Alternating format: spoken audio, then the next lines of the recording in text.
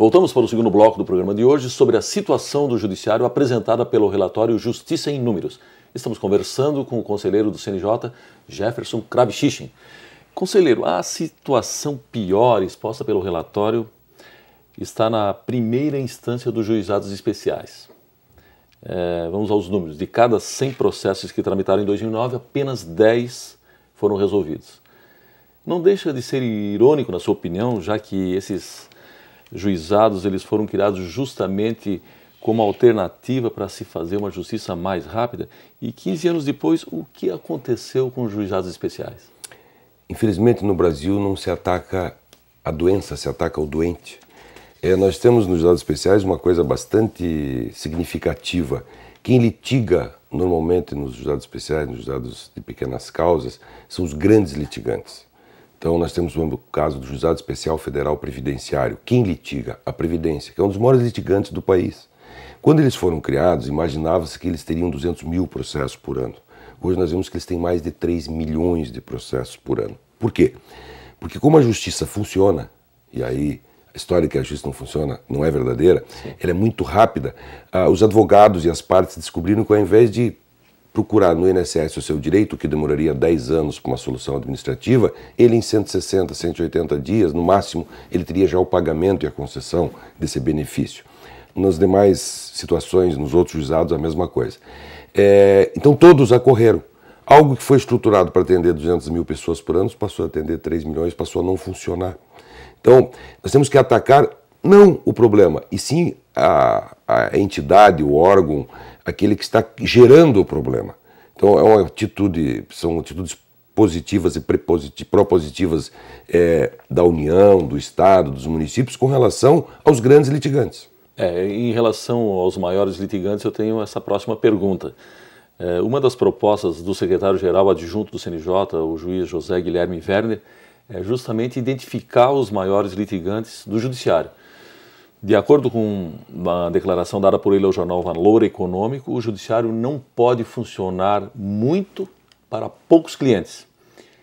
E a pergunta agora, e se depois de identificados esses grandes e poucos clientes, o que fazer? Exatamente, o juiz Werner tem toda a razão. Nós observamos, por exemplo, a existência de varas de direito bancário no país. Essas varas de direito bancário servem única e exclusivamente aos interesses dos banqueiros. Nós temos hoje centenas de juízes, servidores, trabalhando em torno de um problema que não deveria existir. Derivado do quê? Da insegurança jurídica, da legislação que se altera de forma atabalhoada. E existe aí uma indústria já por trás disso, de grandes escritórios de advocacia que cobram 5, 8 reais por petição, fazem milhares de petições por mês, de advogados que ingressam com essas ações também, inclusive com captação indevida de clientela. Ou seja, se criou uma indústria em que todo mundo ganha dinheiro. O advogado, os advogados, os bancos, enfim, não só no caso dos bancos, mas outros tipos de situações, de processos de massa, que não há o interesse disso ser resolvido. Nós temos que atacar o âmago da questão, é a legislação. Então, o que nós teríamos que fazer? Punir efetivamente quem busca a justiça de forma indevida. Quando alguém tem milhares de processos na justiça, alguma coisa está errada. Quando uma telefônica vende um aparelho, hoje nós temos 200 milhões de aparelhos no país, qualquer aparelhinho que seja vendido, vende 500 mil. Se ele tiver um problema sério, umas 100 mil pessoas procurarão os juizados de pequenas causas. São 100 mil processos. Como a empresa colocou 500 mil no mercado, vai discutir esses 100 mil durante 5, 8, 10 anos, ela tem lucro. Ou seja, ela está se utilizando de um instrumento de pacificação social, que é a justiça, que é para atender o caso da dona Mariazinha, que está separando o seu Pedrinho, daquele que teve um acidente de carro, aquele que o filho precisa de alimentos, enfim, alguém na área de previdência, para atender os grandes conglomerados financeiros e que fornecem produtos de massa.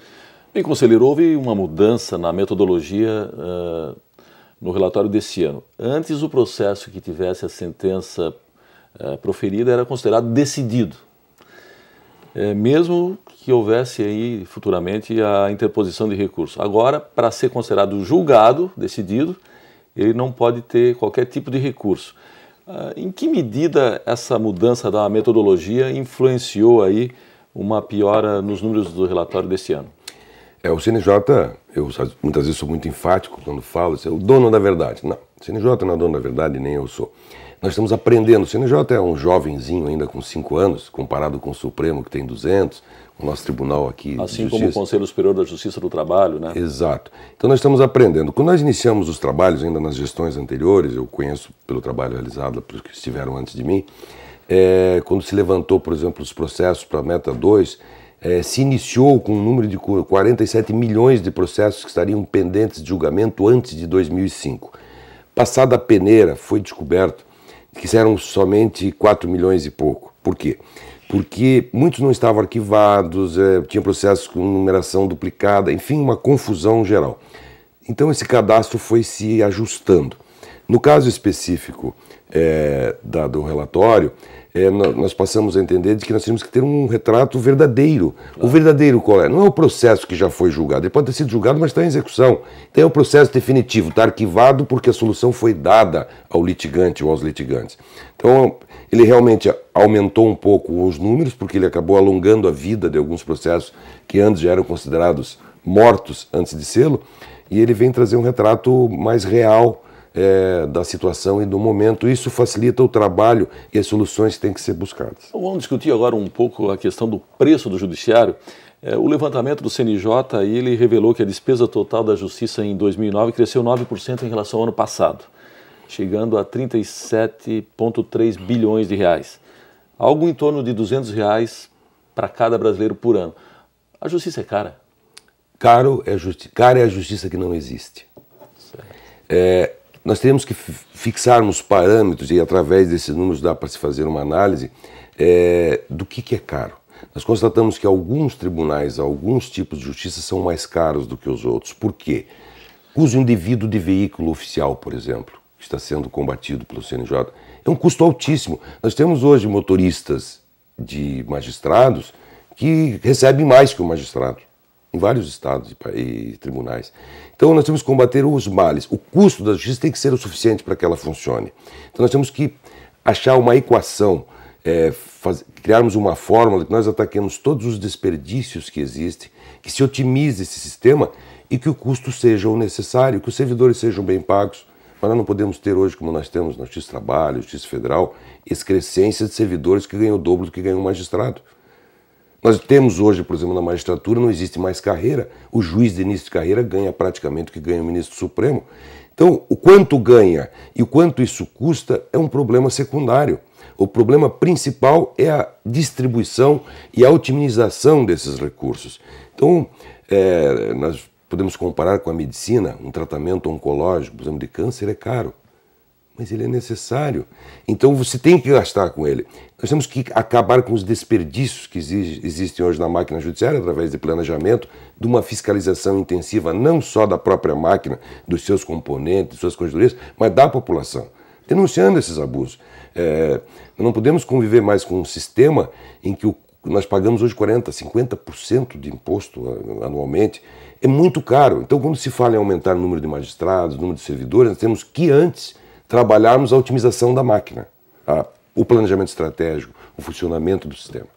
Bem, conselheiro, nós precisamos chamar mais um intervalo de 1 minuto. Nós já voltamos.